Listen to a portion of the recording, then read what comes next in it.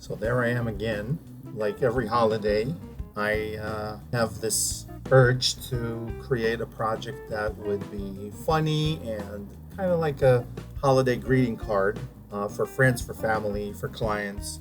Sometimes I even reach new clientele just by doing this little funny shtick for a holiday.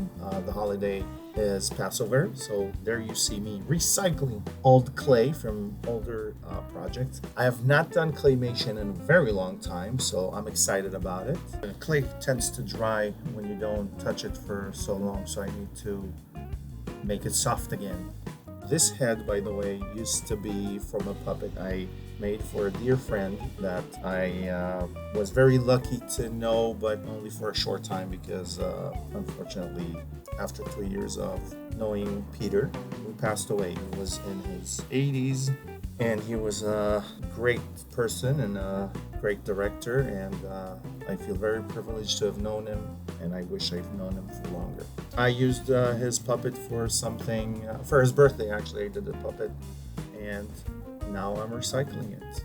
And here you can see the poster I did for his birthday. So you can see this is the gray clay, and my hands are getting as gray as the clay. The thing with plasticine or clay or plastilina, it depends on what you call it, wherever you're from, is that if you don't touch it for a while, it gets really hard and dry, and then you gotta work very hard. It's almost like a hand gym. In fact, I'm feeling my forearms as I'm working the clay, and I'm definitely out of practice, and it's definitely not easy, but it's a lot of fun. Here's a new head. I'm just creating the heads for the puppets. I have an idea already, so I'm going to create a bunch of characters. They're going to be a family. They're going to be sitting around a table. The problem with the clay, as you can see, is that the one that sticks to your hands starts rubbing off to other colors. So you got to wash your hands every so often. It's a little bit OCD, but it's a lot of fun. Claymation has always been my most favorite animation medium of all. I have an idea which I think is kind of funny. I'm going to incorporate a character that is not canonical to Passover, and that would be Santa Claus. And I'm going to use this piece of cardboard to and I'm looking at reference. So I have a reference. Using the cardboard, I'm just going to give it bulk. So instead of using clay for the entire body, the cardboard is going to be to give it bulk, and it's going to be light. There's nothing more frustrating than having your puppet fall on its nose and it literally falls flat on its face because the face gets flattened. As you can see, I'm giving it legs, arms, and then everything else. And now Santa Claus's body can stand. Back to the subject of claymation, my favorite animation medium. It's so fun, and I started doing claymation when I was 17 years old. And there's just so much satisfaction when you create a clay puppet and then you take a picture. You take it frame by frame, and after X amount of frames, you play those frames in sequence and you can see your puppet moving, come to life. And it's so wonderful. As I mentioned, I was about 17, which is the late 1980s, a long time ago. Technology was not the same, and my dad gave me, for my birthday, his old Super 8 camera. There's a little face there. I'm using a toothpick to connect the bits.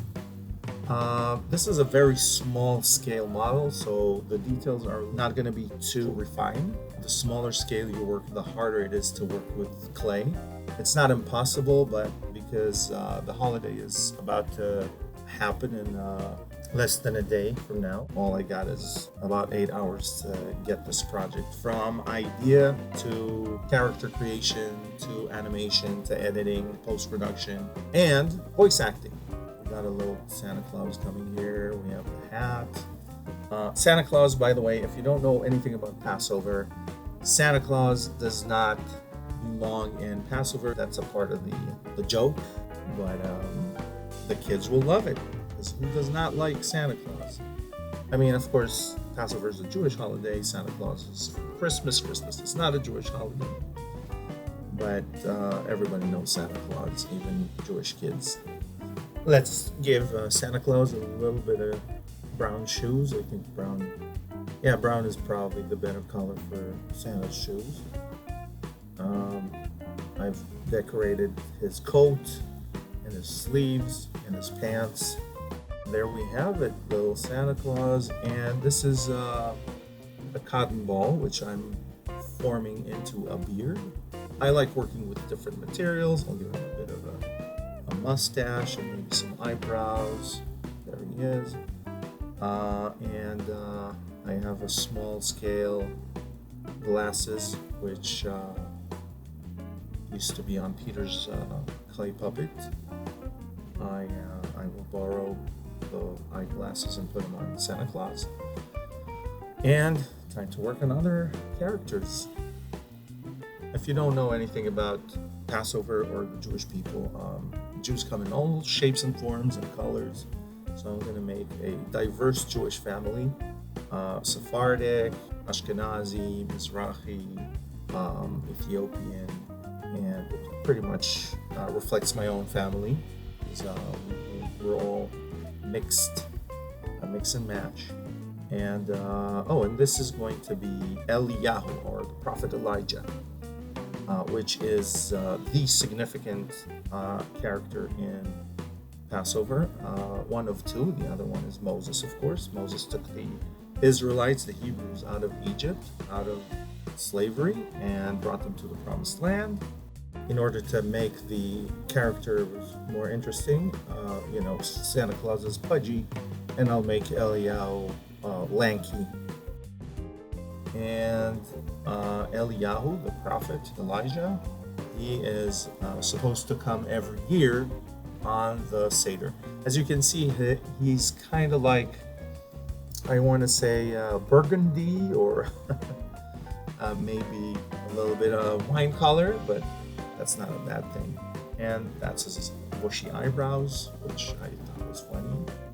And that's our table. Back to the gray clay, because the gray clay's got to be super soft. The thing with clay is that it's an oil-based material, so when you knead it like dough, the oil comes out and then your hands become oily. And one of the best ways to clean your hands from clay is not just using hot water and soap, but actually using oil. So like cooking oil or whatever. And it really cleans your hands. Now I'm going to try to not mix the colors, because this gray is, by the way, it can come as gray, or you can make your own gray by mixing a bunch of colors. Unlike light, where you mix colors, it becomes white. With clay, it becomes gray. As you can see, I'm really working hard here. With all this motion, I'm warming up the plasticine, the clay, and it becomes softer and softer. So now let's make the little tablecloth. And I didn't plan this ahead so well, so I'm really improvising here. That's one of the things I like the most, improvisation. I have to balance this table with some clay for the legs. The blue clay and the gray clay are sticky clay. The skin color clay seem to be more consistent. I'm mixing several types of clay, which I usually don't do, but since I'm recycling clay here, that's fine. And that's a body, but no legs yet. And I need to create chairs, so I'm going to create chairs. The idea for the Passover little holiday greeting is it has to be funny, it has to have a little bit of humor in it. I do have an idea in mind, but sometimes due to the time constraint, and since this is not a commissioned project but a passion project, there's a little face here. I think that'll be our dad, maybe. I tend to improvise more than I usually do, and we'll see what happens. Maybe it's gonna come out absolute trash, or maybe it's gonna be funny, maybe it's gonna be endearing. Maybe I'll scrap it. I don't know yet. I have about 6 to 8 more hours to give it before the holiday starts. So little by little, you can see how every character is coming to life.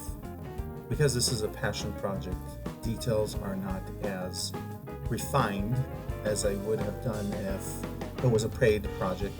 But I will be posting more behind the scenes and more videos explaining different projects I've been working on for different clients, so you can see my process. For passion projects, obviously, I don't hire help. If I have clients that are paying, the bigger the budget, the more I can hire helping hands, and then quality goes up and creation time goes down. It's a direct correlation between the amount of hands working on creating 1 second or 1 minute of animation versus me doing everything, which I only do when I do projects for myself, of course. Here's our little grandpa. Obviously, I don't work as fast as you see it in this fast motion. I sped up the video by sometimes 1,000%, sometimes 600%. But this definitely takes time and patience, and the process needs to be enjoyed, because if it's not enjoyed, then why do it, right? I mean, unless you're getting paid a lot of money, in which case I do understand. We all need money. Money's good, but when you're doing a passion project, you just do it for fun, and it's a little bit like going back to being a kid, which is very important, I think, at least for me. This is so much work. Anyway, I'm enjoying it, but it's tedious. And here's a little dad, probably, or a cousin or something. They say about animators that we're all closet actors, and obviously a lot of animators enjoy acting and doing their own little voices. And I do come up with some voices for my characters. Even when I just work, I look at them and they all have this voice, or different hello, different voice than myself. Most of us animators don't like our regular voice, I think. Maybe I'm talking for myself again, but there's a little face there. I'm pretty sure if you ask any animator, they would tell you they love doing voices, but they don't like their own voice. Okay, it looks like we're pretty much ready. Now I have to work on the set, and the set is always tricky because you need a floor, you need walls, they need to look good on camera, they need to look good in different angles. They need to be sturdy so they don't fall down on your characters. They need to be the right size, the right height. This is going to be the door. I don't know if you know about Passover, but in Passover we open the door for the prophet Elijah, but that's where I have planned a small surprise, which you probably saw on the animated Passover greeting. And if you haven't, then I will put a link down here so you can watch it. I always try to find humor and entertain my viewers, and in general, I think humor is probably the best thread that connects us all. Most of the humans on this planet have a healthy sense of humor. Some of us don't. Some of us have a sick sense of humor. Some of us have no sense of humor. But I want to say that's the exception to the rule. This is the table. I am going to see if that is the correct size. Starting to put the chairs around it, and I'm going to start placing the characters. Now, if you know anything about animation and filmmaking, then you need to know there's a lot of cheating. But the cheating starts, for example, when I'm going to put the characters around the table, and I'm going to hang some pictures on the wall to make the background look a little better. So as I said, there's a lot of smoke and mirrors in filmmaking and animation, and I need to do a little cheating here with the characters. So believe it or not, they will actually have no legs. They will be placed upon small clay cushions, I'll call them, because they're, instead of a bum and legs, they will have a clay cushion. You will not see it in a camera anyways. Here I'm testing some angles. You gotta level the tripod, and whoops, that's what happens when you don't pay attention and you forget to press the button to record. And now it's cleanup time because I finished the animation. It was faster to film the animation than to create it. And click here if you want to watch it in English, click here if you want to watch it in Hebrew. and enjoy. Happy Passover, everyone. Please like and subscribe, and I will make sure there's more content to come. Signing out, the Animation Guy.